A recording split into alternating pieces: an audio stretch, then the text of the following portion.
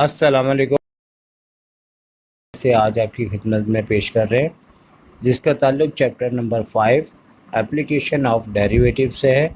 और इससे इस साल जो इम्पोर्टेंट एमसीक्यूज़ है वो आपसे डिस्कस करते हैं। तो सबसे पहली MCQs, the slope of the tangent to the curve y equals to 6x square at 1, -1 is dash. बुनियादी तौर पे बहुत सी एमसीक्यूज़ का ताल्लुक़ जो है वो क्वेश्चन से होता है। और याद रहे कि 5.3 एक्सरसाइज और चैप्टर नंबर 7, 8 का आपस में काफ़ी ताल्लुक़ है। और इस ताल्लुक़ को जहन में रखते हुए हमें इस बात को समझना होगा कि ये किस तरह से फाइंड आउट होगा। अब हमें करना यह है कि जो y is equals to 6x square function दिया है, हम इसका डेरिवेटिव फाइंड आउट करेंगे। जैसे कि 6x स्क्वायर का पूरा डेरिवेटिव फाइंड आउट करते हुए इसका आंसर 12 आ जाता है। और x की वैल्यू हमें जो कि गिवन है, और हमें x और y दोनों गिवन है, लेकिन यहाँ सिर्फ x की ज़रूरत है। तो x की वैल्यू 1 रखने के बाद हम 12 को 1 से मल्टीप्लाई करते हैं तो यकीनी तौर पे आंसर 12 भी आएगा। तो आंसर हमारे पास इस तरीके से 12 आया। और इसके बाद इसी से ही जो ताल्लुक़ रखने वाली एमसीक्यूज़ है पहले वो डिस्कस कर लेते हैं।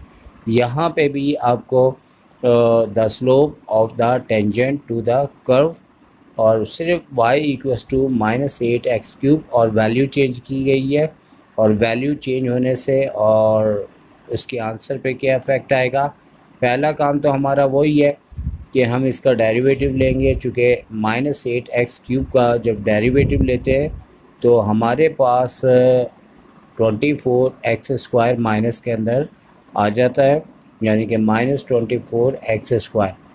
अब हमें जैसे कि x की वैल्यू 0 दी है, जो कि कुछ भी हो सकती थी, y से कोई ताल्लुक़ नहीं है। 0 वैल्यू रखने के बाद इसका पूरा आंसर 0 हो जाता है। तो आंसर हम क्या देंगे इसका 0।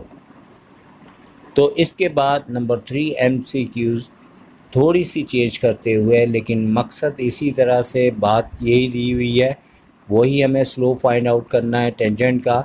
यहाँ पे हमें एक ln x का फंक्शन दिया हुआ है, यानी कि y is equals to ln x और 2 0 इसकी वैल्यू दी हुई है।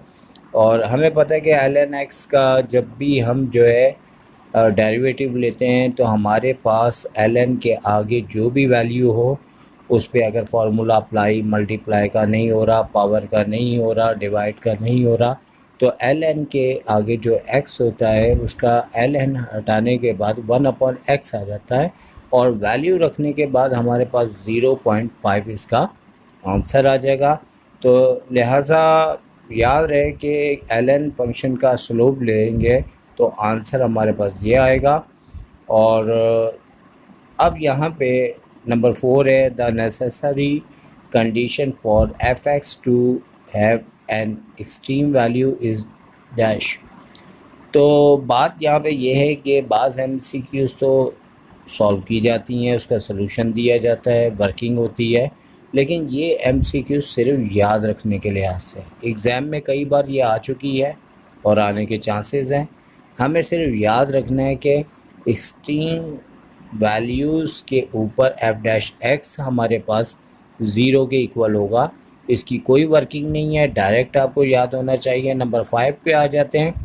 तो यहाँ पे हमारे पास एक s is equals to ft, यानी s एक डिस्टेंस फार्मूला है और इसके आगे हमें डबल डेरिवेटिव इन्होंने बताया हुआ है कि डेरिवेटिव लें। डबल डेरिवेटिव लेने के बाद इसका पूरा कॉन्सेप्ट क्लियर होना चाहिए। याद रखें, अगर हमारे पास ft दिया हुआ है और यहाँ पे s रिप्रेजेंट कर रहा है तो ये डिस्टेंस है, और f' स्पीड को रिप्रेजेंट करता है। डबल डेरिवेटिव लेते हैं तो वो acceleration at the time of t को रिप्रेजेंट करता है। तो यहाँ पे बुनियादी तौर पे हमें उन्होंने d²s/dt² दिया है, जिसका मतलब f डबल डेरिवेटिव भी होता है। तो आंसर हम बता चुके हैं आपको। अब यहाँ पे बात नंबर 6 के ऊपर करते हैं। तो ये भी पॉइंट बहुत इम्पोर्टेंट है, इसके ऊपर क्वेश्चन भी आता है और क्वेश्चन के साथ MCQs a function f x is maximum at x equals to a if dash. तो ये भी याद रखने वाली MCQs है। याद रखें, डबल डेरिवेटिव की वैल्यू अगर ज़ीरो से कम होती है तो इस सूरत में हमारे पास मैक्सिमम वैल्यू का आंसर आता है x इज़ इक्वल्स टू ए के लिहाज से। इसी तरह अगर नंबर 7 में बात हो रही है minimum value at x equals to A, तो यहाँ पे उससे अपोजिट बात होगी। मिनिमम है तो f डबल डेरिवेटिव x को ग्रेटर देन ज़ीरो होना चाहिए, यानी कि पहचान इसकी बड़ी आसान है।